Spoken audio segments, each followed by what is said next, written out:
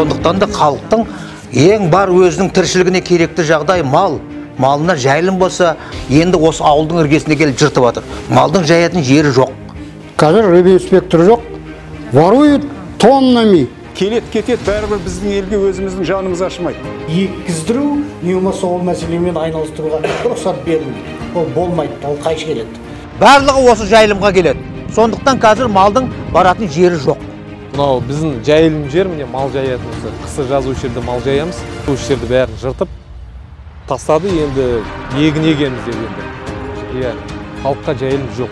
Шөп мал жемейді. Міне ар жақтары міне аны уже тал болып кеткен міне. Мынандай шөптен қатайып кеткен міне жердің бәрі. Мына жерде мал жайылмайды.